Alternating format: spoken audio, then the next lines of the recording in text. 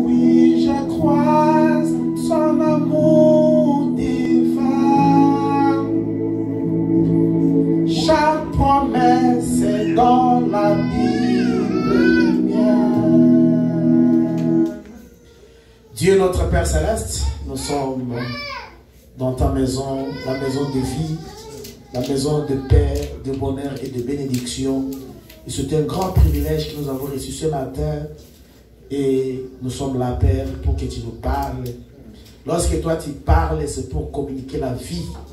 Et la vie que nous avons, Père, c'est une vie éternelle que nous voulons. Nous voulons plus mourir, nous voulons vivre éternellement, Seigneur. Parce qu'il y a parmi nous ici qui ne verront pas la mort. Nous le voulons pour chacun de nous, Seigneur Dieu. Nous voulons contempler ce grand événement de l'enlèvement de l'épouse. Nous pouvons quitter un jour cette heure, aller te rencontrer dans les heures. Et Seigneur, le chemin et l'endroit, c'est ici, Père. Nous sommes venus apprendre les conseils de Dieu pour nous préparer pour ce grand jour qui nous attend, Seigneur. Ainsi, circoncis nos oreilles spirituelles. Écarte-moi du chemin parce que je suis qu'un homme, un humain avec des erreurs de faute. Je ne peux pas donner la vie à mes frères. Il n'y a que toi, ô Dieu, ainsi que je sois simplement un outil, un instrument ce matin que tu vas utiliser pour ton peuple, Seigneur. Et bénis toute personne, même nos petits-enfants, Père, qui sont là, qui soient bénis par ta présence. Manifeste-toi pour cela. Commence avec nous et chemine avec nous jusqu'à la fin comme Alpha et l'Oméga. Au nom puissant de Jésus-Christ, nous avons ainsi prié. Amen, amen. Que le Seigneur vous bénisse. Amen. Ainsi, prenons nos Bibles dans l'évangile selon Saint Matthieu, au chapitre 16. À partir du verset 13 jusqu'au verset 20, là, je veux que tout le monde soit debout parce que c'est le respect vis-à-vis de la parole de Dieu. Et la parole de Dieu, c'est Dieu lui-même. Matthieu chapitre 16, verset 13 jusqu'au verset 20. Nous lisons au nom puissant de Jésus-Christ. Jésus étant arrivé dans le territoire de Césarée de Philippe, demanda à ses disciples: qui suis-je au dire des hommes, moi le Fils de l'homme? Il répondit: les uns disent que tu es Jean-Baptiste, les autres Élie, les autres Jérémie ou l'un des prophètes. Et vous, leur dit-il, qui dites-vous que je suis? Simon-Pierre répondit: tu es le Fils, tu es le Christ, le Fils du Dieu vivant. Jésus reprenant la parole lui dit: tu es heureux, Simon, fils de Jonas, car ce ne sont pas la chair et le sang qui t'ont révélé cela, mais c'est mon Père qui est dans les cieux. Et moi, je te dis que tu es Pierre, et sur ce roc, je bâtirai mon église, et que les portes du séjour des morts ne prévaudront point contre elle. Je te donnerai les clés du royaume des cieux, que tu lieras, ce que tu lieras sur la terre sera lié dans les cieux, et ce que tu délieras sur la terre sera délié dans les cieux. Alors il recommanda aux disciples de ne dire à personne qu'il était le Christ. Prenons le livre d'Exode au chapitre, je crois bien, 20. Oui, chapitre 20, à partir du verset 7 jusqu'au verset 11. Exode 20, 7 jusqu'à 11. Tu ne prendras point le nom de l'Éternel, ton Dieu, en vain, car l'Éternel ne laissera point impuni celui qui prendra son nom en vain. Souviens-toi du jour du repos pour le sanctifier. Tu travailleras 6 jours et tu feras tout ton ouvrage. Mais le 7e jour est le jour du repos de l'Éternel, ton Dieu. Tu ne feras aucun ouvrage, ni toi, ni ton fils, ni ta fille, ni ton serviteur, ni ta servante, ni ton bétail, ni l'étranger qui est dans tes portes. Amen. Car en 6 jours, l'Éternel a fait les cieux, la terre et la mer, et tout ce qui y est contenu, et il s'est reposé le 7e jour. C'est pourquoi l'Éternel a béni les jours du repos et l'a sanctifié. Amen. Que le Seigneur ajoute les bénédictions à la lecture de sa parole. Et le petit sujet que nous voulons développer ce matin, nous l'avons intitulé l'unité dans l'église du Dieu vivant. L'unité. Qu'est-ce que l'unité? Quand nous avons consulté le dictionnaire, l'unité veut dire le nombre, chaque nombre, on peut compter correspondant à nombre 1. Je crois que je ne l'ai pas, mais je l'ai parlé une fois. L'unité, c'est la quantité de choses, tous mis ensemble, correspond au nombre 1. Comme on est 10 personnes, nous sommes une seule personne. Quand nous sommes 100, nous sommes une seule personne. On peut être 1000, nous sommes une seule personne. C'est ça l'unité. Quantité de choses ou de personnes qui correspondent au nombre 1. Amen. Et c'est là dans l'église du Dieu vivant. Je m'en vais lire le prophète de Dieu, William Marion Branham. Nous lisons le prophète. Parce que c'est lui qui a parlé de la part de Dieu à ce temps de la fin. Il dit ceci. Voici ce que je crois. Quant à la sécurité, je crois que l'Église a la sécurité éternelle. Toute personne qui lit la Bible le sait. En effet, Dieu a déjà annoncé qu'elle paraîtrait là-bas sans défaut, pas vrai? Alors, elle y sera, pas vrai? L'Église a la sécurité éternelle. Maintenant, êtes-vous dans l'Église? C'est ça qu'il faut voir ensuite. Si vous êtes dans l'Église, très bien, vous êtes en sécurité. Amen. Avec l'Église. Mais vous avez intérêt à rester dans l'Église. Amen. William Branham dit, l'Église, c'est l'endroit où nous avons la sécurité. Et quand vous êtes dans l'Église, alors ne sortez pas de l'Église, demeurez là parce que c'est l'endroit de sécurité que vous avez. Il dit, c'est ça qu'il faut voir. Si vous êtes dans l'Église, très bien, vous êtes en sécurité avec l'Église. Mais vous avez intérêt à rester dans l'Église. Et comment entrons-nous? Entrez-vous dans l'Église? Par une poignée de main? Non. En mettant votre nom sur les registres? Non, messieurs. Nous avons tous été baptisés dans un seul esprit pour former un seul corps. Et ce corps que Dieu a jugé au calvaire, c'était le corps de Jésus-Christ. Et nous sommes baptisés dans un seul esprit pour former ce corps-là. Nous avons la sécurité éternelle tant que nous sommes dans le corps de Christ. Amen. L'unité dans l'église du Dieu vivant. Et l'église du Dieu vivant, c'est le corps de Christ. On l'appelle quelquefois corps mystique parce que ce corps n'est pas visible par les yeux que nous avons. Le corps de Christ. Ce corps, il est universel. Alors les membres de ce corps sont d'abord les membres dans une église locale telle que nous sommes là. Nous sommes membres dans une église locale, comme nous sommes à Columbus, Tabernacle Shalom Tabernacle Church. Et de cette église, nous entrons maintenant dans l'église corps de Christ. Là où nous trouvons l'unité. Amen. Mais l'unité commence d'abord dans l'église locale telle que nous sommes là. Nous allons développer par les prophètes. Amen. C'est une sorte d'enseignement. Nous avons la sécurité éternelle tant que nous sommes dans le corps de Christ. Rien ne peut nous en séparer. Et on ne peut rien contre nous. Si vous êtes dans le corps de Christ, en d'autres termes, si vous avez le Saint-Esprit, vous avez donné votre vie à Christ, vous l'avez accepté comme votre Seigneur et Sauveur, vous lui avez abandonné votre vie. Frère Branham dit, peu importe ce qui va se passer, personne ne peut vous sortir de ce corps. Et rien ne peut aller contre vous tant que vous êtes dans ce corps-là. Si vous en sortez par votre propre volonté. Mais aussi, si vous êtes dans le corps de Christ, aussi sûr que Jésus est ressuscité des morts, vous ressusciterez aussi. Dieu a déjà accompli cela. Nous attendons un jour que les morts en Christ ressuscitent.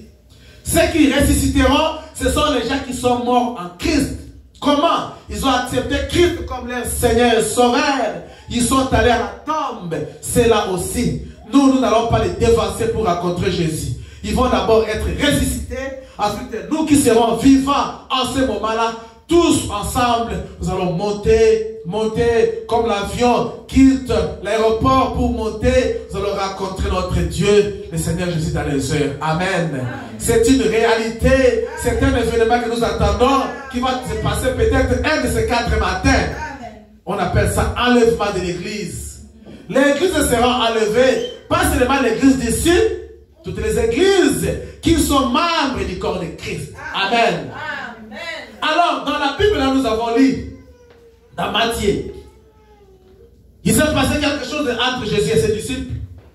Il voulait savoir qui il était par rapport à eux, comment il les considérait. Qui dites-vous que je suis? Ils ont dit que tu es le prophète, tu es Jérémie, tu es Jérémie, et tu es le prophète, tu es Jean-Baptiste. Les gens racontent que tu es celui-là. Alors vous, qui dites-vous que je suis? Ils ont commencé à parler, mais Pierre directement, Dieu a soufflé quelque chose. Il a eu la révélation. Il dit, oh Seigneur, tu es le Christ, le Fils du Dieu vivant. Alors Jésus, le prenant la parole, dit, Pierre, ce n'est pas ton intelligence, ce n'est pas ton cœur, ce n'est pas la chair et le sang. Donc ce n'est pas ce que toi tu as appris à l'école qui a dit ce que je suis.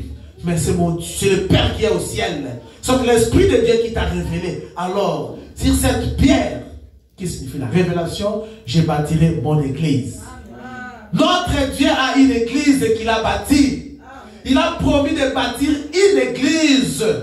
C'est cette église-là que nous voulons tous être membres. L'église du Dieu vivant, le corps de Christ. Qu'est-ce que Jésus a promis lui-même? Il dit, je te dis que tu es Pierre, sur ce roc, je bâtirai mon église. Et que les portes du séjour des morts, c'est-à-dire l'enfer tout entier, Lucifer lui-même et ses acolytes, les sorciers, les magiciens, tous ceux qui servent Satan ne peuvent jamais prévaloir. Dans le dictionnaire, je suis allé chercher le mot prévaloir. Qu'est-ce que signifie prévaloir? Ça m'a dit ceci. Prévaloir, c'est remporter l'avantage. C'est avoir l'avantage sûr.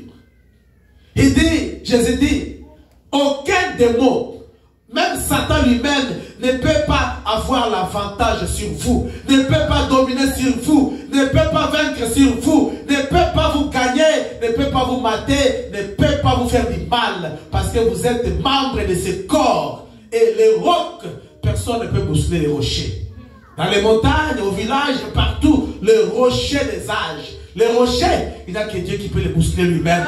Alors Dieu ne peut pas se bousculer lui-même. Alors, ceux qui reçoivent le Saint-Esprit, qui sont membres dans le corps de Christ, ils sont sur les rochers. Même si ça ne va pas aujourd'hui, ça marchera demain. Parce que vous êtes dans la main du Tout-Puissant. Amen, amen. Mais la question, c'est de savoir entrer dans ces rochers-là. Et comment nous y entrons? Par le baptême du Saint-Esprit. Et comment nous recevons le baptême du Saint-Esprit? La Bible dit dans Actes 2 chapitre 3, répandez-vous et que chacun de vous soit baptisé au nom du Seigneur Jésus pour le pardon de vos péchés et vous recevrez les dons du Saint-Esprit. C'est ce que Pierre disait à ceux qui avaient crucifié le Seigneur Jésus. Après l'avoir tué, après l'avoir crucifié, Pierre a parlé. Vous, les Juifs, vous, les Hébreux, les enfants d'Israël, Dieu du ciel a envoyé son Fils mourir à la croix pour vous sauver, pour vous amener, vous vivre éternellement. Mais voilà ce que vous avez fait de lui. Vous l'avez crucifié. Et ils ont dit, homme, frère, qu'allons-nous faire maintenant? Ils ont demandé à Pierre. Et Pierre leur dit, répentez-vous de tous vos péchés, de tout ce que vous faites, mon frère, ma sœur, qui est contraire à la Bible, contraire à la parole. Dieu te dit aujourd'hui, répentez-vous.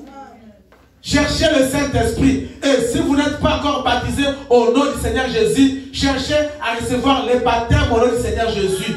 Directement, automatiquement, Dieu vous donnera le Saint-Esprit. Et quand vous avez le Saint-Esprit, vous êtes directement membre du corps de Christ. Vous êtes dans l'église universelle, l'église que Dieu a promise. Il dit, sur cette pierre, je bâtirai mon église. Amen, amen. Nous voulons tous être là. Et le véritable Dieu, le Créateur, c'est lui notre Père, Jésus-Christ. Notre Dieu a un corps. C'est un corps qu'on ne voit pas. Un corps. Et son corps, c'est nous. Amen. Nous sommes membres du corps de Christ. Son corps, c'est l'église. Parce que la Bible dit, il est la tête de l'église.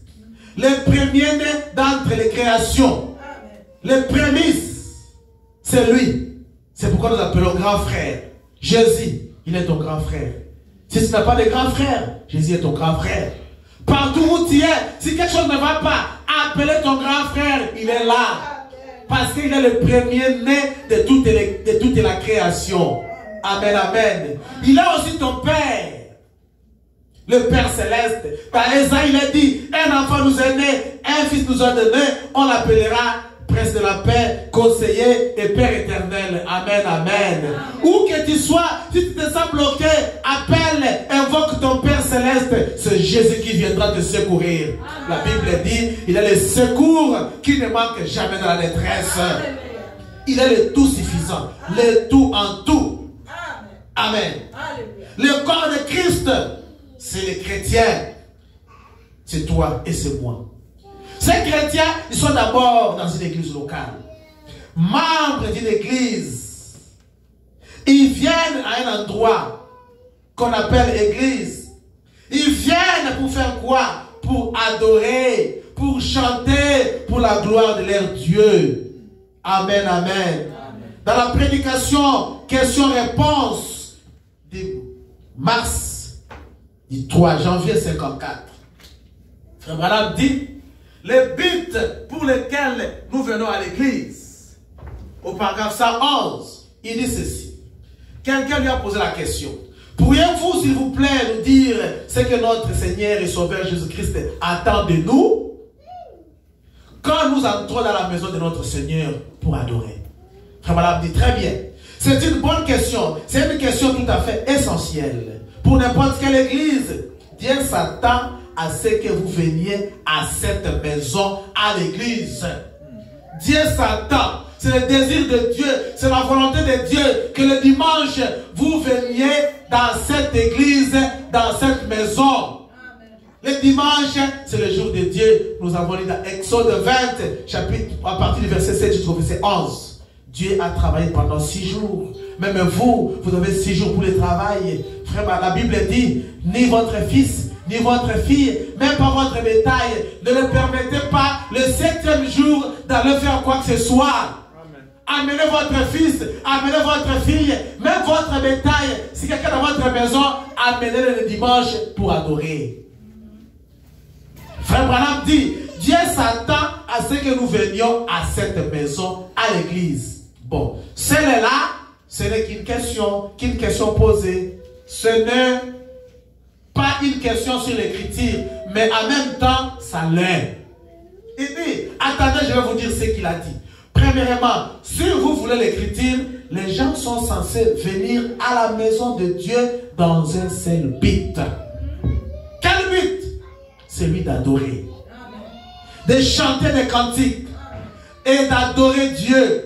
Voilà ce que Dieu attend de nous. Il ne s'attend pas à ce que nous entrions dans la maison de Dieu pour parler de ce qui nous concerne. À d'autres choses ou d'autres choses, ou pour parler les uns des autres, ou pour parler de ce que nous prévoyons faire pendant la semaine. Il s'attend à ce que nous venions pour l'adorer. Dites amen à la parole. C'est une maison d'adoration. C'est tout, et tout doit se faire avec bienséance et avec ordre. À du Paul dans la Bible, tout doit être impeccable et il doit y avoir un message. Amen. On ne peut pas venir à l'église simplement chanter, chanter, chanter et retourner. Il doit y avoir un message. Après avoir adoré, après avoir chanté, après avoir glorifié Dieu, Dieu est content. et il descend et commence à vous parler. Pourquoi il nous parle? Parce que sa parole, c'est la vie pour nous. Sa parole nous éclaire. Sa parole nous montre le chemin. Parce que nous sommes dans ce monde plein de ténèbres. Parce que lorsque le combat a été mené au ciel entre Lucifer et les 2 tiers des anges, le prophète de Dieu dit, la terre que nous avons ici, 2 tiers de la terre est remplie de démons. Parce que les 2 tiers qui sont descendus sur la terre, l'Esprit a crié, malheur à vous les habitants de la terre. Donc la terre que nous avons ici est couverte à 2 tiers de mauvais esprits. C'est pourquoi Dieu a envoyé son Fils mourir à la croix. Pour nous racheter, pour que nous puissions les suivre. Jésus-Christ, le chemin, la vie et la vérité. Il est la lumière. Dans Jean chapitre 8, verset 5, il dit, je suis la lumière du monde. Celui qui me suit ne marchera pas dans les ténèbres, mais il marchera dans la lumière. Parce que le monde est sous l'obscurité de Satan. Amen. Tout doit être impeccable. Alors, au paragraphe 112, frère madame dit, la première chose que je dirais, c'est que selon les règles observées par l'Église dans l'Ancien Testament, ou plutôt dans le Nouveau Testament, premièrement, les gens entraient dans l'Église de Dieu avec un esprit d'adoration. Amen. Quand vous quittez la maison, et que c'est le dimanche, c'est pourquoi moi j'aime les matins quand je me réveille dans la télévision, je dis aux enfants, ne mettez pas au réveil, mettez les cantiques de Dieu, mettez quelque chose de Dieu, ça commence à vous réchauffer déjà. Mais nous, les samedis, les soirs, nous nous réchauffons déjà ici. Nous prions ici pendant 1h30 chaque samedi. On se réchauffe déjà. On dort avec l'onction de Dieu. Et le matin, on se réveille déjà avec cette expectative. Amen. Nous venons ici. Frère Madame dit, entrez avec un esprit d'adoration. Et ils entraient, on chantait des cantiques. Et peut-être que le prédicateur prenait la parole, car il était un prophète de l'Église. Frère Madame dit, un prophète du Nouveau Testament, c'est un prédicateur. Donc le prédicateur, c'est le prophète de l'Église. Pas comme ce que nous avons là-bas en Afrique, là. Tout le monde est prophète. Tout le monde est prophète. Non, ici, c'est le prédicateur de l'Église. Voilà, dit, c'est le prophète de l'Église. Il dit, nous savons ça. Le témoignage de Jésus-Christ est l'esprit de la prophétie, dit l'Apocalypse. Amen, amen. Hébreux chapitre 6, au paragraphe 3. Là, je prends, c'est dans mon téléphone. Nous sommes un peuple. Nous sommes le peuple de Dieu. Christ est mort à la croix pour nous. Et il veut nous voir dans sa maison selon l'ordre qu'il a établi. Dieu veut nous voir dans sa maison. Madame dit, je suis si heureux que Dieu ait pourvu, qu'il ait fait de cela un don gratuit, offert à tous. Voilà ce que les églises doivent être. Des églises, ça ne veut pas dire des dénominations ou des organisations, ça veut dire des groupes de gens, tels que nous sommes là. Nous sommes des hommes que Dieu a créés, un groupe de gens, des croyants. Nous croyons en qui? Nous croyons en Jésus-Christ comme notre Seigneur et Sauveur. Nous croyons qu'il est mort à la croix pour nous, qu'il a versé le sang pour nous, et nous l'avons accepté comme notre Seigneur et Sauveur.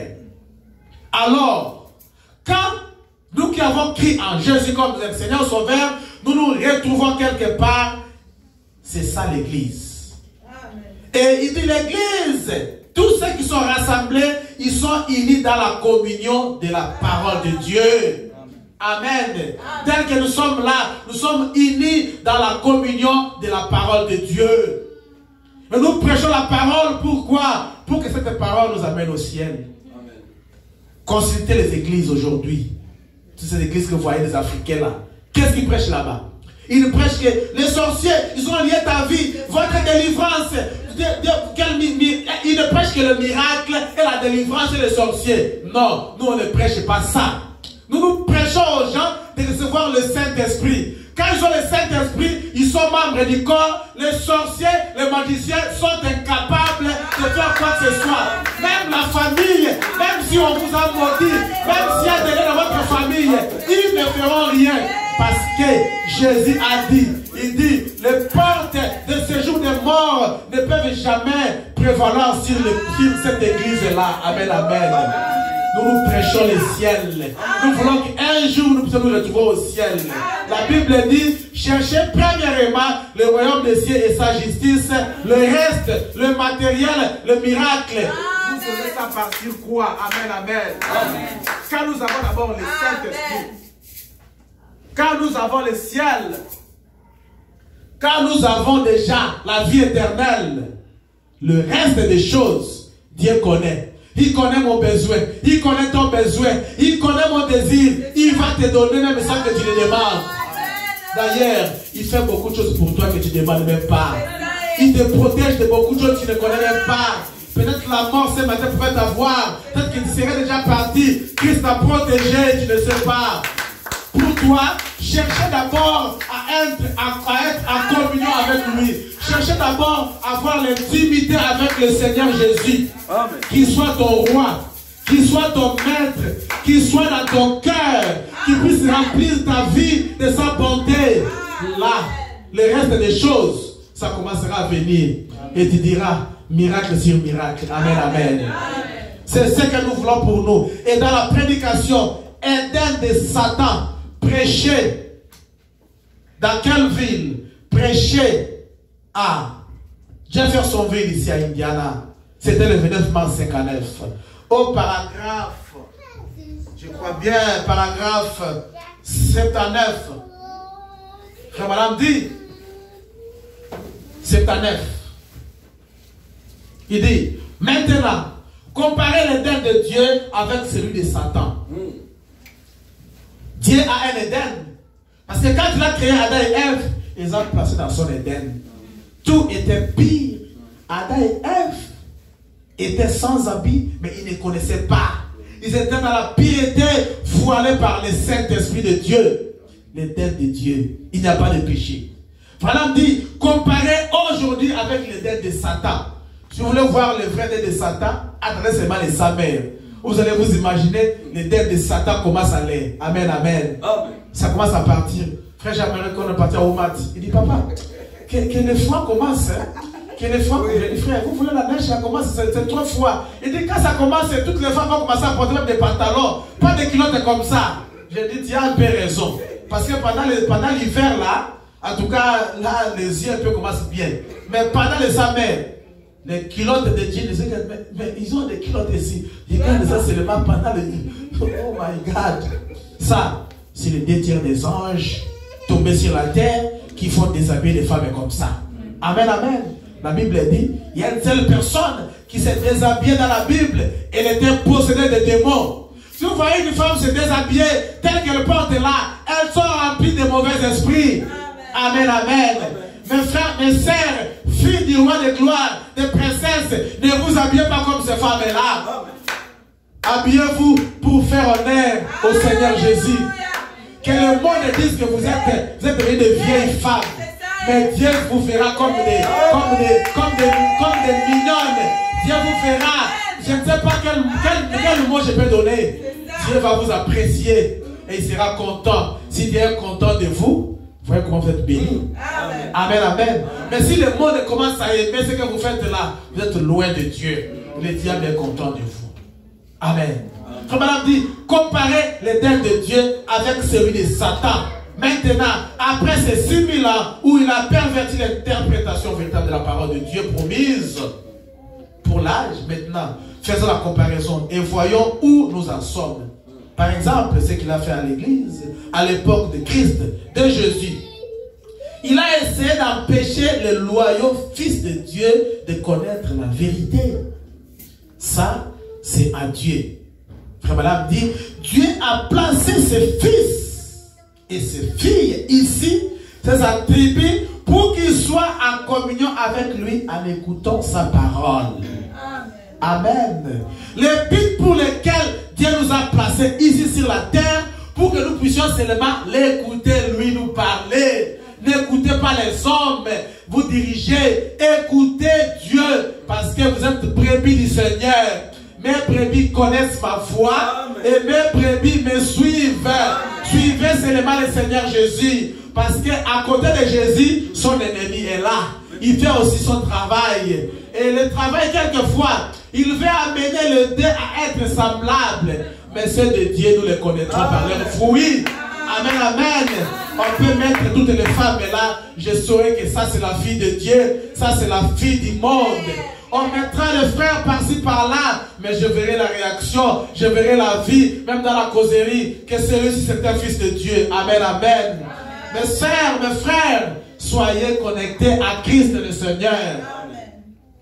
Nous sommes placés ici pour simplement être en communion avec notre Dieu en écoutant sa parole. Tel que vous êtes là, vous avez gagné. Amen. Amen. Au paragraphe 81, frère Madame dit, et comme Dieu nous a placés ici sur la terre, pour un vrai fils de Dieu, pour une vraie fille de Dieu, le prophète dit, c'est la parole de Dieu qui passe avant toutes choses. La parole ou rien.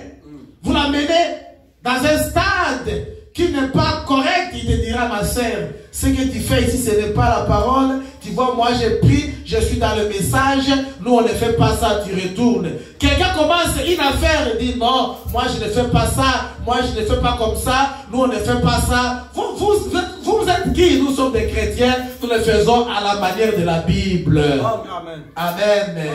Pour un vrai fils ou une vraie fille de Dieu, c'est la parole de Dieu qui passe avant tout.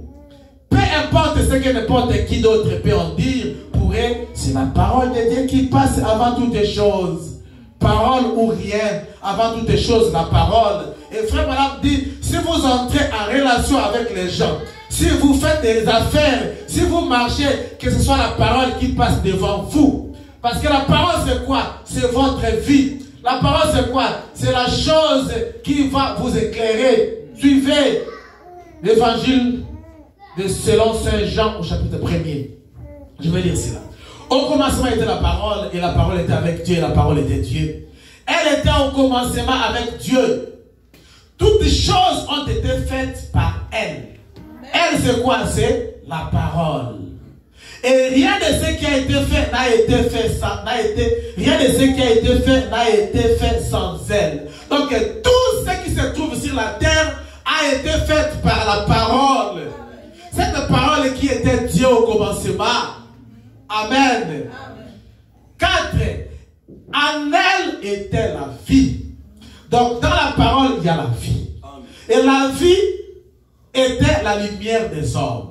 Donc dans la parole, il y a la vie qui est la lumière des hommes. C'est pourquoi dans tout ce que vous faites, maman, vous allez au shopping, vous préparez, vous allez à la fête. Ce que vous faites là, que la parole de Dieu soit devant vous. Amen. Parce que la parole c'est votre lumière. La parole c'est la chose qui va vous éclairer. Éclairer dans ce monde qui se mêle. Parce que vous allez rencontrer des confrontations, des choses. Mais vous allez tenir ferme. Donc les gens vont amener beaucoup de théories, mais vous allez présenter seulement la parole. Il dit, la lumière, lui, dans les ténèbres, et les ténèbres de l'oppoint ici. Je prends le verset 9. Cette lumière était la véritable lumière qui, en venant dans le monde, éclaire tout homme. Amen. Cette parole, c'est Jésus-Christ. En venant dans le monde, il a éclairé toute personne. C'est pourquoi, pour un vrai fils de Dieu, pour une vraie fille de Dieu, c'est Jésus-Christ qui est devant sa vie. C'est Jésus-Christ qui le conduit. C'est Jésus-Christ qui le dirige. C'est Jésus-Christ qui passe avant toutes les choses. Il veut signer le contrat, il veut être sûr que Dieu est content avec ce contrat. Il veut commencer des causeries, il veut être sûr que dans cette causerie-là, Dieu va aimer. Il veut faire quelque chose, il veut être sûr que Jésus-Christ va dire Amen à cela. Tout ce que vous faites, posez-vous la question. Si Jésus était ici, il allait faire ce que je fais. Vous voulez vous habiller. Si Jésus était devant moi, quel code fallait-il me donner à m'habiller comme ça? Tout ce que vous faites, mettez Jésus-Christ là-dedans. Amen, amen. Et Jésus vous bénira pour l'avoir fait. Et nous sommes créés pour cela. Dans la prédication, la voix du signe. Frère Madame dit, dans une localité, dans une ville telle que nous sommes ici, écoutez, bon, demain, c'est dimanche, c'est au paragraphe 12. Il y aura l'école du dimanche dans les églises. La raison pour laquelle nos services sont prévus dans l'après-midi du dimanche, c'est que nous tenons à ce qu'aucun de leurs services ne soit interrompu. Nous croyons que chaque chrétien devrait avoir une église locale qu'il fréquente. Amen. Tout chrétien, si vous êtes dans une ville, vous devez avoir une église où vous fréquentez. Si vous n'avez pas une église, vous commettez un péché, vous êtes contre Dieu, celui qui vous a créé. Parce que celui qui vous a créé a besoin de votre adoration. Le fruit de vos lèvres qui confesse son nom. Vous devez l'adorer quelque part avec des croyants qui se rassemblent autour de la parole de Dieu. Vous le chantez, vous l'adorez, vous le glorifiez et Dieu vous parle à travers les prédicateurs. C'est pourquoi je lis dans Exode le dimanche, on ne doit pas aller au travail. C'est le jour du Seigneur. Comme Madame dit, chaque chrétien devrait aller quelque part pour se rassembler avec les croyants. Et là où vous vous rassemblez, c'est ça l'église. Comme on se rassemble ici, c'est ça l'église. Et l'église, comme on a présenté le frère bienvenu ici, c'est ce qui se fait dans l'église. L'église a un prédicateur, un ministre. Chaque église doit avoir un ministre. L'église se forme autour d'un ministère. On ne peut pas avoir une église seulement pour aller écouter les bandes. Non. Là, ce sont des motifs charnels, égoïstes.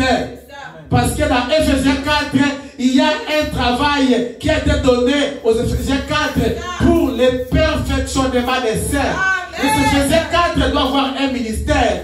Vous appelez les gens, vous tirez les gens de l'église, vous les rassemblez pour écouter les bandes. Non, ça, ce n'est pas la parole. Et afin de faire, vous allez vous cogner. Amen, amen. On ne se moque pas de Dieu. Vous devez rendre Dieu service selon sa volonté. Mais on n'est pas étonné parce que Frère Madame a prêché, rendre un service à Dieu en dehors de sa volonté. C'est pourquoi la Bible dit, ces jours-là, beaucoup viendront à mon nom. N'avons-nous pas prêché en ton nom? N'avons-nous pas trouvé une maison rassemblée de frères et de sœurs pour écouter les bandes?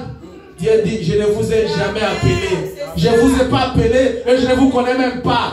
Amen, amen. William Branham dit, l'église doit avoir un prédicateur pour apporter la parole après l'adoration. Amen. Dans la prédication, Jéhovah Jireh, au paragraphe 34. Jéhovah Jireh, si je peux la voir, je ne sais pas. Alors, je crois que je l'ai dans l'autre. Au paragraphe 34, Jéhovah Jireh. Frère Branham dit ceci. Paragraphe 34. Il nous dit ceci. Vous voyez, les églises, votre devoir, c'est d'être à votre église. Amen. Amen. Les devoirs de tout chrétien, de toute personne, homme et femme, d'être dans votre église. Donc, chacun doit avoir son église. Et quand il y a une réunion à votre église, c'est là que vous devez être. Amen. Comme on a une réunion ici, c'est ici que nous devrions être aujourd'hui. Alors, nous ne voulons pas qu'aucun de vous ne vienne quand c'est le moment d'être présent à votre église, à votre poste.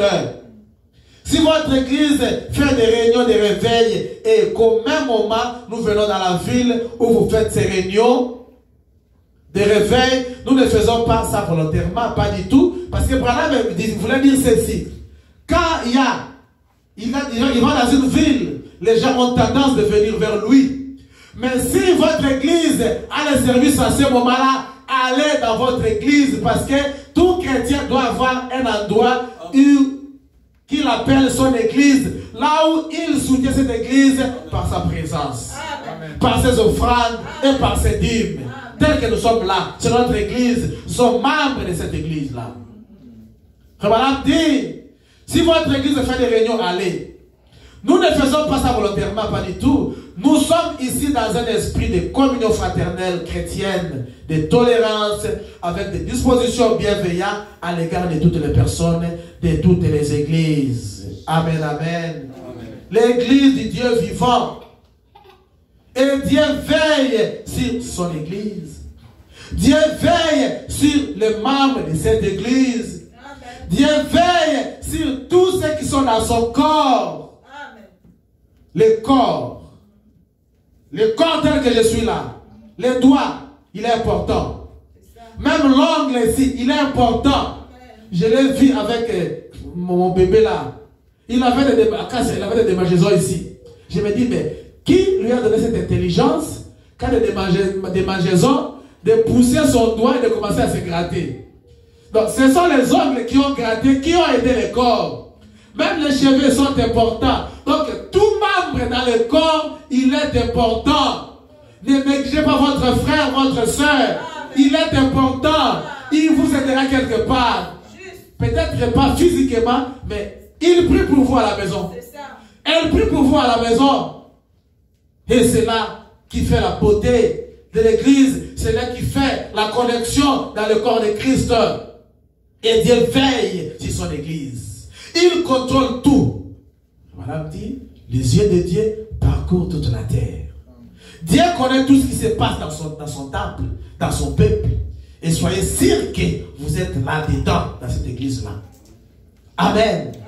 Dans la prédication, vivant, mourant, enseveli, ressuscitant, revenant. Vivant, il m'aima, mourant, il me sauva. Enseveli, il emporta mes péchés au loin. Ressuscita, il me justifia. À jamais pour être libre. Un jour va venir, un jour glorieux, quand la bataille sera terminée. Un jour, les épreuves, les tentations, les maladies seront terminées et les Bibles seront fermées. Il y a un jour où je n'aurai plus besoin de cette Bible. Je n'aurai pas besoin. Je serai en face de celui qui est la Bible. En face de Jésus. Je n'ai pas besoin de prière. Je n'aurai plus besoin de lire quoi que ce soit. Parce que l'agneau lui-même sera la lumière. Dans cette cité où l'agneau est. C'est comme ça que nous chantons là. Dans cette cité où il n'y a point de nuit. J'ai une paix là-haut et libéré des soucis. Je m'admirerai où l'agneau de la lumière. Un jour va venir, un grand jour glorieux, où la bataille sera terminée. Les Bibles seront fermées. On va le laisser ici. Nous serons en face de celui qui est mort à la croix pour nous. Nous le verrons, Seigneur Jésus. On peut voir les mains, là où on vous a cloué. On peut voir là où on vous a troué. On peut voir, on peut voir, on peut voir.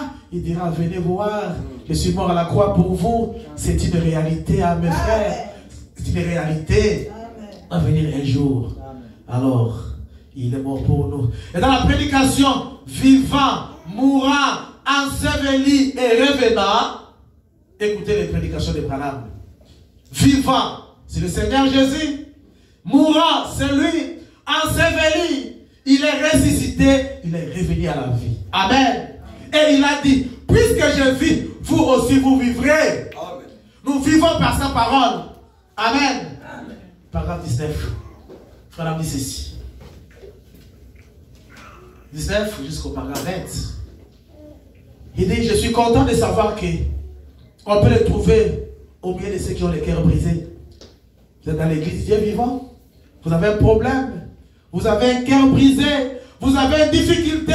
Vous avez une maladie. Madame dit, Jésus est là. Il est là à côté de vous. Amen. Hier, quand on était ici, on parlait de la prière. J'avais exhorté un peu sur la situation qui devient fantomatique. Les disciples, ils venaient d'être à côté de Jésus. Jésus leur dit, restez ici, veillez et priez. Je vais de l'autre côté. Jésus est allé. La Bible dit, il est allé sur la montagne pour prier un peu. Il les a laissés dans la barque. Et il devait traverser pour aller de l'autre côté de la rive. Abraham dit, il est monté sur la montagne pour prendre le contrôle du lac. Parce qu'il savait, quand ils vont commencer à naviguer, le diable va les rencontrer au milieu du lac. Il savait que quand le diable va les rencontrer, ils vont l'appeler au secours.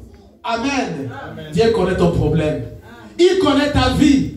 Il connaît tout ce qui se passe dans votre vie. Même quand vous dites, oh Seigneur, ça ne va pas. Il connaît ça. il va vous rencontrer, mon frère. Il va te rencontrer, ma sœur. Il est au-dessus des cieux. Il contemple la terre en baissant les regards. Il sait que vous aurez besoin de lui. Il n'est pas loin. Quand vous l'appelez, à la seconde près. Et quand ils ont commencé à naviguer, ils ont pris la barque. Pierre, il était d'abord pêcheur. Il connaît bien naviguer avec la barque. Ils allaient alors tout droit, rapidement, de l'autre côté, pour rencontrer le maître. Au milieu, ils ont rencontré l'ennemi, le diable. Le vent commençait à souffler. L'ouragan, la tempête. Jésus le voyait, il regardait. Quand ça a commencé, Jésus a laissé. Ça fait 1, 2, 3 minutes. Quand c'est devenu, c'est tout près de la mort, le Seigneur descend.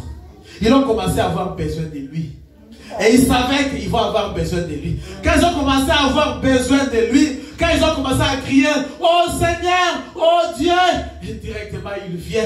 Quand il vient, il commence à marcher sur les eaux, il commence à avoir peur. Oh, c'est un fantôme. Alors, j'ai vraiment dit, quand votre situation devient très très difficile, c'est alors que Jésus va apparaître. Amen. Quand votre problème devient trop dur, que vous n'arrivez pas à comprendre, criez seulement, oh Seigneur, c'est alors qu'il est là. Amen. Parce qu'il sait que quand ça devient dur, tu es incapable de donner la solution. La solution, c'est lui, Jésus-Christ. Mais pour toi, criez seulement fort. Seigneur Jésus, ne m'abandonne pas. Je suis ton fils, je suis ta fille. Il est content quand nous crions vers lui comme ça. Parce que le frère madame dit, jusqu'à quand bébé crie-t-il? Jusqu'à ce qu'on lui donne le lait maternel. Criez jusqu'à ce que Dieu vienne. Criez jusqu'à exaucement. Criez. Et Dieu est content si nous crions vers lui. Il veut nous voir crier. Il veut nous voir l'appeler. Invitez Jésus. Il entrera en scène. Amen. Frère madame dit ceci. Je suis si content de savoir qu'on peut le trouver au milieu de ceux qui ont les cœurs brisés. Dans nos moments de chagrin. Il n'est pas de ceux qui nous abandonneraient. Il nous soutient quand rien ne va plus. Et quand les derniers espoirs terrestres ont été épuisés, il est toujours Dieu. Il nous aime. Il est l'expression de Dieu. Quand nous sommes à la dernière seconde pour donner la dernière respiration, il est toujours Dieu. Quand nous sommes tout prêts pour céder à la minute près, il y aura un accident, il est toujours là. Amen, amen. Soyez certains qu'il est Dieu. Amen. Soyez sûrs qu'il est à côté de vous. Croyez qu'il est avec vous. Le problème c'est que, nous sommes en train de douter de ce que nous sommes. Qui êtes-vous? Vous êtes un fils de Dieu, vous êtes un fils de Dieu. Croyez ce que vous êtes, gardez votre position. Et le diable fait que nous puissions oublier cela. Parce que quand on a oublié qu'on est fils et fille de Dieu, on a perdu la foi. Amen. Et quand on a perdu la foi, on n'est plus agréable à Dieu. Alors que la Bible dit, il faut que ceux qui s'approchent de Dieu croient que Dieu existe. Il est le rémunérateur de ceux qui le cherchent. Comme on est venu ce matin, ici, nous devons croire qu'il est au milieu de nous. L'invisible est Jésus. Il est là dans la maison de Dieu quand nous sommes réunis. Amen. Amen. Paragraphe 20. Madame dit, oh combien je crois qu'il désire voir son peuple tellement loin de son esprit, que nous puissions aller les uns vers les autres dans les épreuves et les difficultés. Voilà les membres du corps. Comme on est là dans l'église, nous sommes membres les uns des autres. Nous formons cette église locale, ce corps. Et de cette église, si nous recevons le Saint-Esprit, nous sommes membres du corps de Christ. Pendant que nous sommes les membres dans le corps local, qui est l'église dans une ville donnée, Dieu nous demande l'unité, nous demande l'union, nous demande l'amour, d'aller les uns vers les autres au moment des difficultés, au moment des problèmes, des épreuves. Pour faire quoi? Pour apporter la consolation à votre frère, la consolation à votre soeur. Amen. Comme lui l'a fait. Je vais lire. Oh, combien je crois qu'il désire voir son peuple tellement où est de son esprit, que nous puissions aller les uns vers les autres, dans les épreuves et les difficultés, pour apporter l'expression de sa compassion, se déversant de nos cœurs qui sont nés de son esprit, afin de refléter dans l'Église l'amour du Dieu vivant. Ceci exprime bien ce qu'il a dit ou ce que le poète a dit. En vivant, il m'a aimé. Pendant que toi aussi tu es vivant, aime ta soeur, aime ton frère. Ne les critique pas. Ne parle pas à mal de ton frère, de ta soeur. Madame a prêché, va vers ton frère. C'est même dans la Bible. Si tu vois ta soeur faire quelque chose que tu trouves que qui n'est pas vraiment correct, allez voir ta soeur. Ma soeur, je n'ai pas compris ce que tu as fait. N'allez pas chez une autre personne dire, tu viens maman Naomi, ce qu'elle a fait, je n'ai pas voulu l'habit qu'elle a porté là, vraiment, il fallait porter l'habit couleur rouge, elle a porté la couleur blanche. Allez voir maman Naomi, moi j'aime l'habit rouge, là, pourquoi tu as porté la couleur blanche? N'allez pas voir, par exemple, maman Adèle ou maman Marguerite, tu as vu maman Naomi là, vraiment, là, c'est la mort de l'église. Amen, amen. Nous sommes une bonne petite église que Dieu est en train de relever, qui est en train de bénir. Alors, si l'unité est là, la vie de Dieu sera là. Parce que frère Madame dit, quand il y a l'unité, il y a la puissance de Dieu. Et les malades sont guéris. Parce que nous prions les uns pour les autres. Amen. L'unité dans l'église du Dieu vivant. Et dans la prédication, délivrance totale, on a parlé du motif du chrétien, de chaque chrétien, de chaque membre de cette église, c'est de nous unifier. Et si l'église a voté pour faire quelque chose et que toi tu es contre, puisque la majorité a voté, vous aussi soyez avec la majorité. N'allez pas dire que non, ce qu'ils ont fait là, ce n'est pas correct. Moi j'ai voulu, toi c'est qui? Dis, cette personne ont accepté, c'est à toi entrer dans la majorité. Amen, amen. Et soutenir la cause. Comme Madame a dit, même lui, il était obligé de faire ça.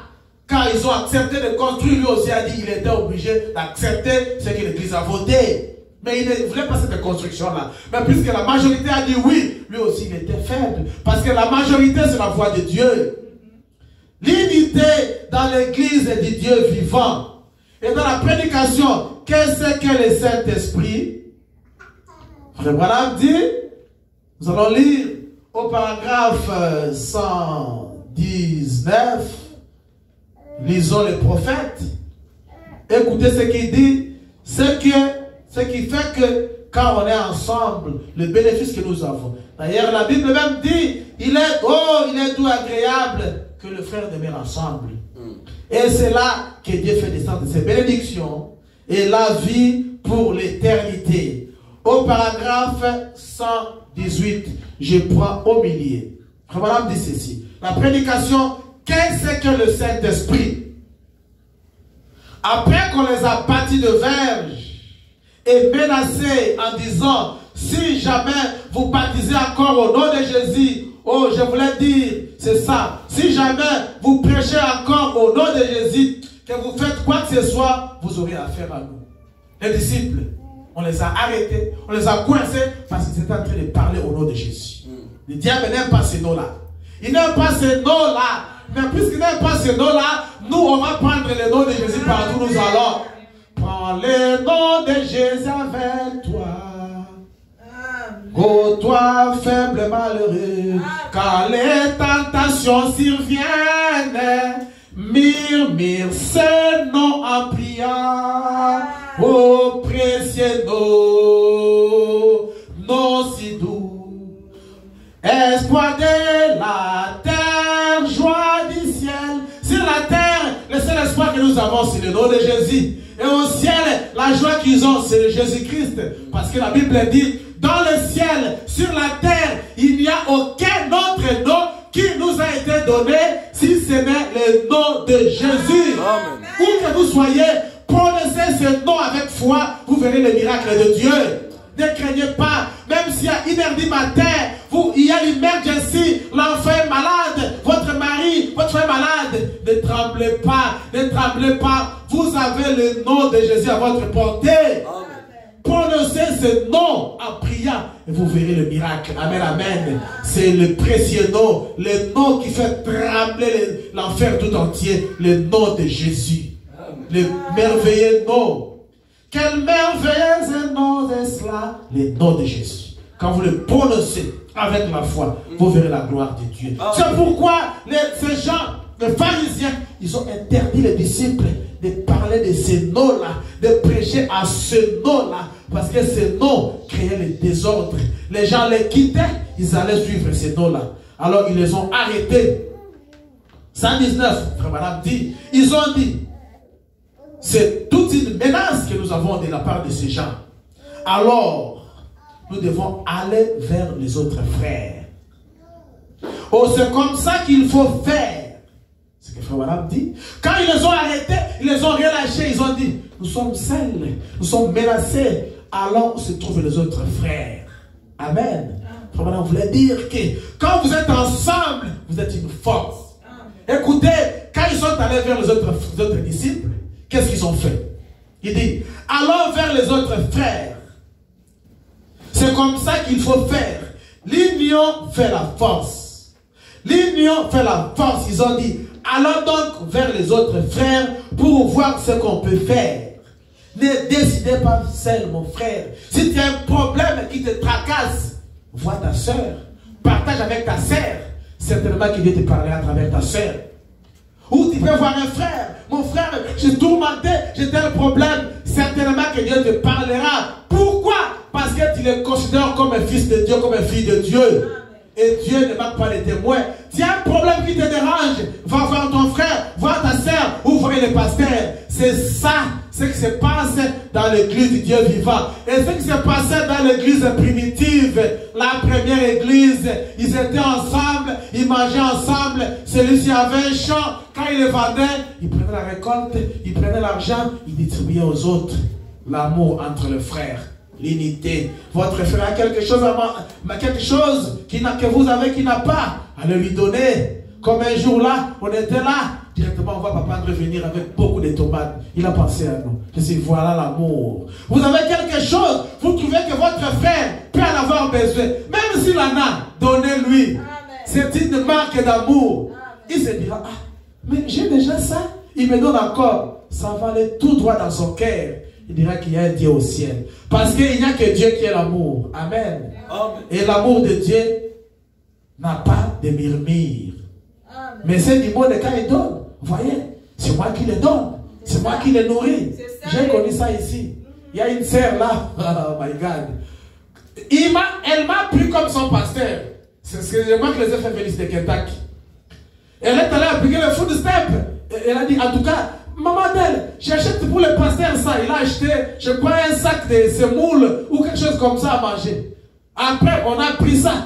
C'est moi qui le donne à manger. Je l'ai nourri. J'ai dit, oh. Une seule fois qu'il a donné, moi j'ai dit, oh. Mais j'ai dit, là, Dieu a retiré toutes les bénédictions qu'il a données. Donc si vous faites comme ça, tout ce que vous avez de la part de Dieu, Dieu retire ça. Parce que si vous donnez, la Bible dit, il y a plus de monnaie à donner qu'à recevoir. Quand vous donnez, vous êtes béni. Maintenant, quand vous commencez à parler, tout ce que Dieu a béni à travers ça, Dieu retire ça. Moi, j'ai dit, ah, il a donné seulement une seule fois la nourriture là. Il commence à parler déjà comme ça. Mais si elle me nourrit quand même, il n'y a pas de problème. Dieu l'a pris pour cela. Pourquoi aller commenter, raconter aux gens? Oh, je l'ai donné mon food step. J'ai dit, oh, mais food step, moi aussi j'ai des enfants là ici. Oh my God. Amen, amen.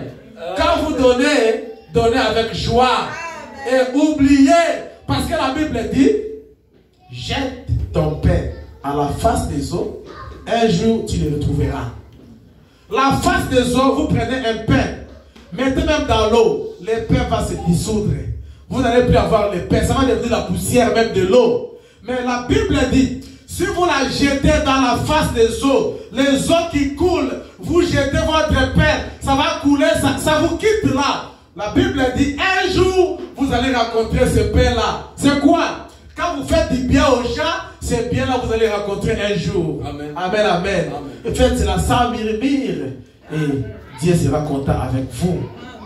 Alors, frère madame dit, allons donc voir le frère, c'est ce que les disciples ont dit, allons donc vers le frère pour voir ce qu'on peut faire.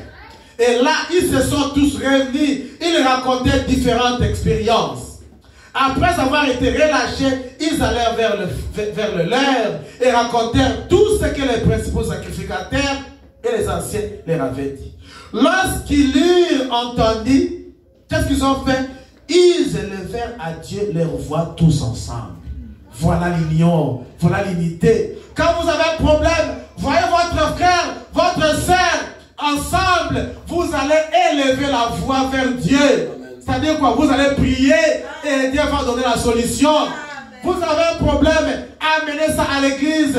Pasteur, mon frère, si un papier, vous donnez au huissier, on va lire ça ici. Notre frère, un problème de la maison, c'est un problème de maladie. Nous tous allons élever la voix ensemble. Amen, amen. Et quand nous élevons, mais si Dieu ne peut pas m'écouter, il écoutera papa André. Il prie bien avec onction, il écoutera. Il écoutera papa Claude. Ils savent bien prier. Il écoutera papa, maman Naomi. Il écoutera chacun de nous ici. Amen, amen. Oh, c'est ça l'unité dans l'église de Dieu vivant. Ils sont allés voir le frère ensemble. Ils ont parlé et tous, ils élevèrent à Dieu leur voix. Tous ensemble. Ils ont prié. C'est ce qui doit être fait dans l'église de Dieu vivant. Et dans la prédication, les noces de l'agneau. Les noces de l'agneau. Frère dit au paragraphe 81. Il dit maintenant, dans un sens, le mariage est un type. Le mariage terrestre ici est un type du mariage céleste. Examinons cela maintenant juste pendant quelques instants pour passer cela en revue pendant un instant. Le mariage terrestre, comme vous décidez de vous marier, vous commencez à aller vers la femme, faire des visites, vous allez chez les parents, vous prenez l'engagement, les fiançailles. Il dit, c'est le type de mariage céleste. Amen. Il dit, la première chose qu'il faut faire, c'est de prendre une décision. La première chose pour ce qui est du mariage naturel que nous avons sur la terre ici, c'est qu'une décision doit être prise. L'homme décide, je vais me marier. La jeune dame doit prendre sa décision aussi. Si oui ou non, elle va élever de ce jeune homme. Comme elle dit, car on cherchait à nous marier, c'est l'homme qui va vers la femme. La femme a le droit de dire oui ou non. Alors il y a d'autres frères, si la sœur dit non, la sœur dit non, elle a des problèmes comme moi. Les premières fois, moi, elle a dit non, je m'étais fâché. Je suis fâché contre elle. Elle commence à raconter, mais ce frère-là, moi j'ai refusé, mais il se fâche contre moi. Il dit non, les frères de cette province-là, ils sont toujours comme ça. J'ai dit, oh, je me suis fâché contre. Alors, elle a appelé sa grande sœur-là. Elle dit, son mari m'appelle, elle dit, frère, mais la sœur a refusé, mais pourquoi tu te fâches contre elle? Mais frère, moi je l'aime, elle a refusé pourquoi? Mais elle dit, mais si elle refuse, elle refuse. Mais pourquoi tu te fâches contre elle? Non, mais frère, elle m'a énervé. Moi j'ai dit le point, elle dit non, pardon, je me suis fâché contre elle. Mais voilà, je m'en vais aux États-Unis. Je me dis, alors elle me demande, mais pourquoi tu t'étais fâché contre moi? Moi je me dis, mais ce frère-là comme ça, comment? J'ai dit non, parce que tu as refusé, pourquoi? Il ne fallait pas refuser. Amen, amen. Donc la femme peut dire oui ou non. Amen. Amen. Si elle dit non, cherchez comment négocier. Comme moi j'ai négocié et le non est devenu le oui. Amen. Mais si elle dit oui, allez tout droit. Allez vous servir le monde. Je voulais commencer ici. Il dit, c'est de décider si vous allez servir Dieu. Non, je suis au 90. M'excuse. La jeune dame doit prendre sa décision si oui ou non elle veut de ce jeune homme. Et le jeune homme, si oui ou non il veut de la jeune fille. Une décision doit être prise. Et vous devez la prendre. Elle doit être la seule femme au monde que vous aimez. Et il doit être le seul homme. Si ce n'est pas le cas, alors vous avez pris une mauvaise décision. C'est pourquoi pour nos jeunes filles, first, you have to think about, is this the man, is this the girl, the lady? Décidez, priez le Seigneur et décidez. Amen. Alors, frère madame dit, c'est pareil quand on prend la décision au sujet de Christ. Amen. Pour Christ, c'est la même chose. Vous devez décider. que moi dans ma vie. Dans ma vie, dans ma vie, dans ma vie, dans ma vie, je veux servir Jésus dans ma vie. Tu prends la décision de servir que Jésus dans votre vie. Tu prends la décision que mon cœur, je vais seulement aimer le Seigneur Jésus. Il faut prendre la décision que de mes pieds, je vais seulement suivre Jésus. Une décision doit être prise, mon frère, ma soeur, que de mes yeux, je vais seulement voir Jésus. Mes oreilles vont seulement écouter Jésus-Christ. Je vais prendre une décision pour Jésus. Aujourd'hui, pas demain. La Bible dit, si vous entendez sa voix aujourd'hui, il ne faut jamais endurcir votre cœur. Je continue la lecture, voilà dit. C'est pareil quand on prend la décision au sujet de Christ. La première chose que vous devez faire, c'est de décider si vous allez servir Dieu et le prendre comme votre sauveur ou si vous n'allez pas le faire. Allez-vous servir le monde? Allez-vous servir Christ? Vous devez prendre votre décision. Il faut qu'une décision soit prise. Et quand vous prenez la décision de servir Dieu ou maman, alors vous faites votre choix. Mais il faut que vous puissiez prendre la décision. Moi, je refuse d'aller à l'église, je refuse d'être chrétien, je reste dans le monde. Alors, continuez à vivre dans le plaisir du monde. Pour vous, c'est indispensable. Mais oubliez la vie éternelle. Oubliez le plaisir, le monde à venir. Parce que vous avez fait votre choix. Mais non, je vous conseille, mon frère, ma soeur, de faire le choix de perdre les richesses de ce monde pour gagner la richesse à venir. Parce que ce qui est à venir est éternel.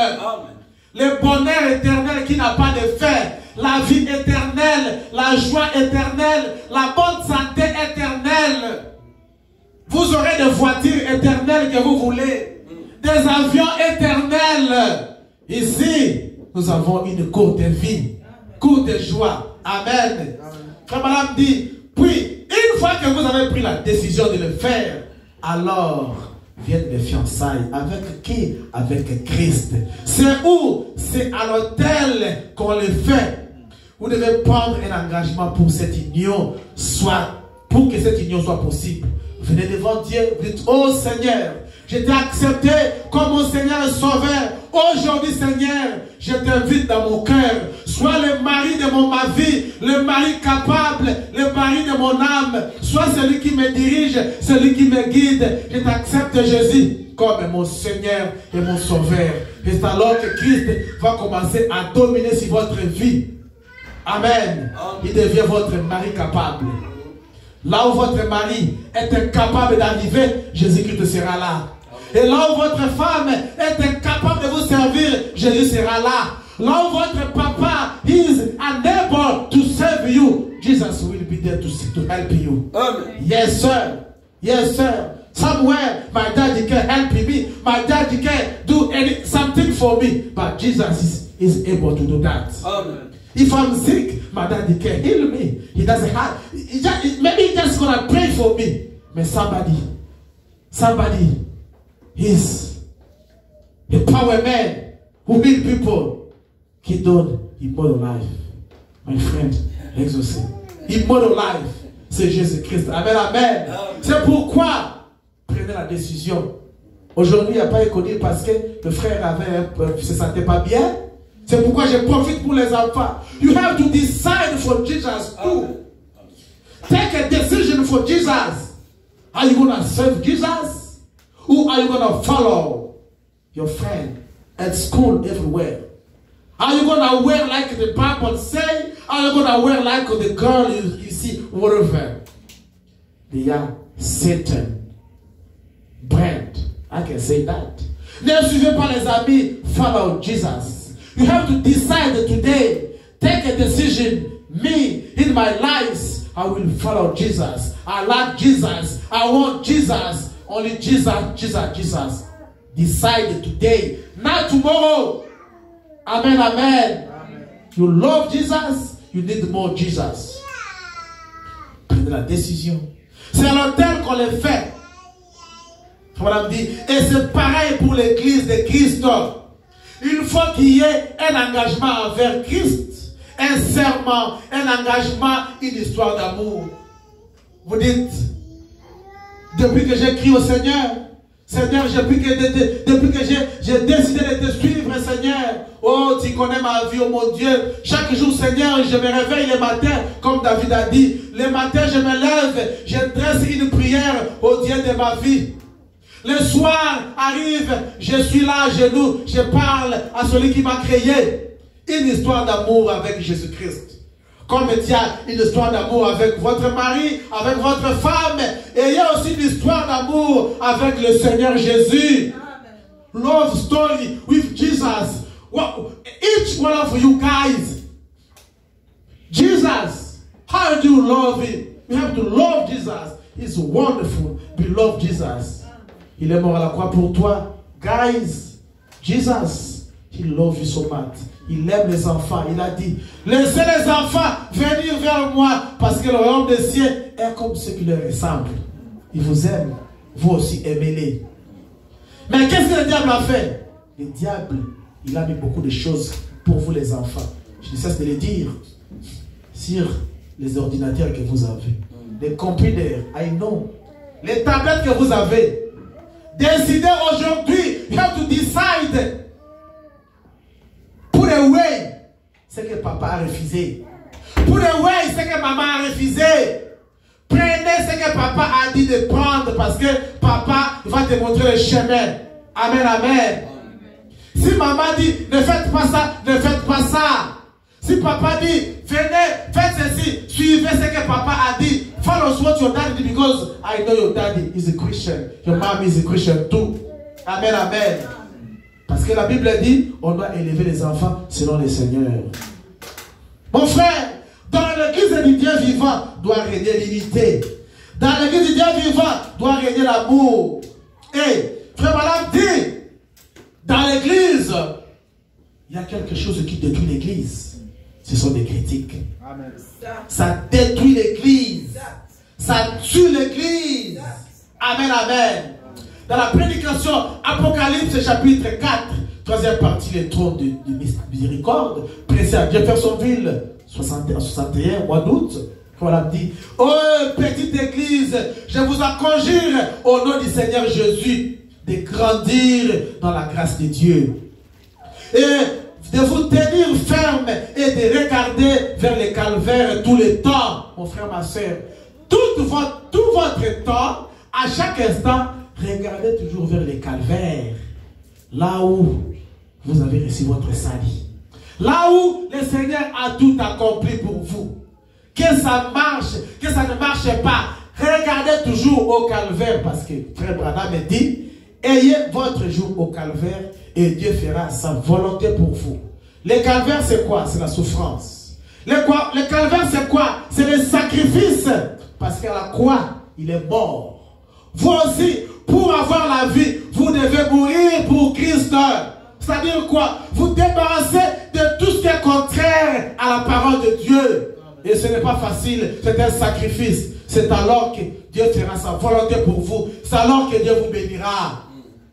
Il dit, regardez sur le calvaire tout le temps, en faisant sortir de votre cœur et de votre âme toutes les racines d'amertume, afin que Dieu puisse vous utiliser n'importe quand. Si jamais vous vous sentez conduit à faire quelque chose, ou qu'une révélation, ou quelque chose vienne à vous de manière étrange, quelque chose qui vous avertit, ou quelque chose, soyez attentif à la voix. Comme j'avais prêché, la voix de Christ, Dieu parle toujours par une voix intérieure là, une petite voix douce. Mais Satan, quand il parle, ça vient par le raisonnement. Ça vient de manière forte là. Amen, amen. Mais les enfants de Dieu, ils connaîtront la voix de Dieu. Amen. Ils savent faire les distinguo. Et frère Malam dit, Satan est aussi sournois et ruseux que possible. Voyez-vous? Ramenez cela à la parole et consultez votre pasteur. Amen. Amen. Vous avez quelque chose qui ne va pas, que vous ne comprenez pas, voyez les gens que Dieu vous a donnés, ils vous aideront certainement. Amen, amen. Dieu ne s'est pas trompé de mettre les ministres dans l'église. Dieu connaît toutes les choses. Mais si vous les minimisez, il ne va pas vous aider. Vous êtes un homme comme moi. Si je vais vers lui, qu'est-ce qu'il va me donner? Vous passez outre la bénédiction de Dieu. C'est comme dans le désert. On a élevé un serpent d'airain avec un bois ramassé à l'Égypte. Moïse a dit, si quelqu'un est mordu par les serpents, qu'il ne vienne pas vers moi, qu'il regarde ce bois avec le serpent d'airain. Beaucoup ont boudé Moïse. Moïse, qu'est-ce que tu penses? Ce bois peut me guérir de la morsure des serpents. Ce bois, d'abord, il a été ramassé à l'Égypte. Et beaucoup sont morts. Mais ceux qui étaient obéissants à la parole de Dieu, chaque fois qu'ils étaient mordus par les serpents, ils tournaient, ils voyaient les serpents derrière, ils étaient guéris. Amen, amen. Le serpent derrière élevé, c'est le Seigneur Jésus-Christ. Soyez obéissants à Dieu. Et ce que Dieu dit, faites-le. Il dit, vous avez un problème, vous voyez votre pasteur. Dieu sait qu'il y mettra quelque chose dans le pasteur pour vous aider. Et si vous dites, ah, qu'est-ce qu'il va faire de moi? Vous allez passer aussi loin de la bénédiction de Dieu. Amen, amen. C'est pourquoi vous voyez certaines personnes dans l'église ne grandissent pas. Parce qu'ils ont ça. C'est tout ça et... Amen, amen. Moi, je suis camerounais. C'est tout et... C'est ça. À la prédication, Christ est le mystère de Dieu révélé, comme on l'a dit. C'est vrai. Restez ensemble.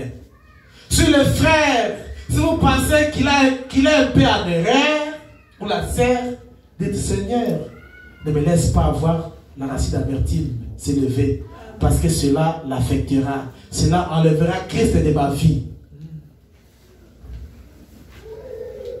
Ça mettra le poison, les malices, de la jalousie, de la haine. Cela chassera le Saint-Esprit loin de vous. Cela les chassera de l'église. Cela tuera l'Esprit de Dieu ou l'éloignera d'ici. Cela fera du mal à votre pasteur. Il le fera. Il fera tout cela. Voyez-vous? Ne faites pas cela. Soudez-vous tellement ensemble. Et resserrez le bouclier comme le frère a témoigné. Quelqu'un a témoigné à l'église. En ayant un bouclier, le frère dans une vision, cela resserre les boucles de l'armure complète de Dieu. Mettez-les, resserrez des liens. Attachez-vous davantage l'un à l'autre. Aimez-vous les uns les autres, quoi qu'il en soit. Comme il faut à chanter. C'est-à-dire, même si frère, tu ne m'aimes pas, moi je t'aime. Ma sœur, même si tu n'aimes pas, moi je t'aime, je t'aime, je t'aime. Tu refuses, moi je t'aime. Parce que tu es ma sœur, parce que Christ est mort à la croix pour toi, parce que tu viens à l'église, parce que tu es dans le message. Moi je t'aime, je vais prier pour vous. Même si tu refuses de prier pour moi, je vais prier pour vous. C'est ça ce que ça signifie. Aimez-vous les uns les autres, quoi qu'il en soit. Parlez bien de quelqu'un d'autre. Dites de bonnes choses au sujet de l'autre. Ainsi, Dieu vous bénira. Amen, amen. Et William Branham dit, si vous voulez aimer votre frère, aimer votre sœur, le secret c'est quoi? Le secret c'est de tomber amoureux de Christ. Si vous tombez amoureux de Christ, vous aimez Christ dans votre cœur, vous aimerez le frère, vous aimerez la sœur. Et c'est ça l'unité. C'est ça qui fera que l'église puisse avancer. Et l'unité donne la puissance. Dans cette église-là, où il y a l'unité, les malades sont guéris. Il y a la puissance de Dieu. Amen, amen. Et Dieu déverse des visions, déverse toutes les choses. Dans la prédication, comment l'ange est venu à moi et sa commission, frère me dit, c'est un contact personnel face à face. Voilà ce qu'il vous faut. Voilà le genre d'église que Dieu est sur le point de susciter. C'est exact. Quand ils se rassembleront dans l'unité et la puissance de l'esprit. Nous sommes au temps de l'union. Union africaine, union européenne, union de ceci, cela, frère madame dit. C'est aussi le temps de l'union. Avec qui? Chacun de nous doit avoir l'union avec Christ Jésus. L'unité avec le Seigneur Jésus dans votre cœur. Ce que votre femme ne connaîtra pas. Il ne verra pas cela. Mais nous, on verra seulement le fruit. vous sentez que dans votre cœur, il y a quelque chose qui est là, qui vous pousse à aller prier, qui vous pousse à aller lire la Bible, qui vous pousse à aller chanter, qui vous pousse à suivre la prédication, qui vous pousse à venir à l'église, qui vous pousse à faire du bien. C'est ça, cette relation avec Christ. L'union avec Christ va produire le réveil, va produire la vie, la puissance. Et quand vous êtes unis à Christ, c'est alors que vous serez unis à votre frère. Mais la vraie union, c'est l'homme et Christ. Amen, amen. Cette union-là qui fera que si tous les membres du corps sont connectés, sont dans le corps, Madame dit, ça ne tardera pas.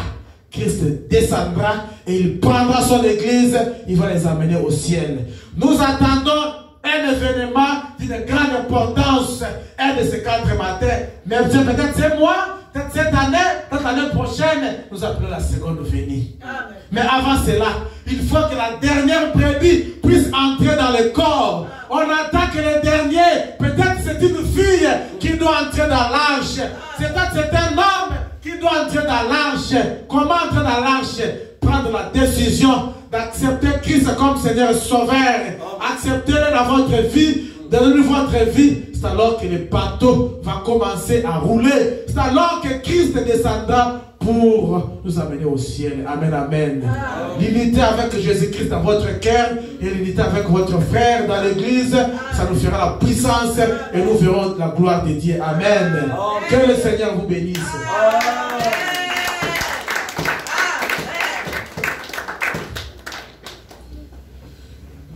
Nous allons chanter, je ne sais pas quel beau cantique.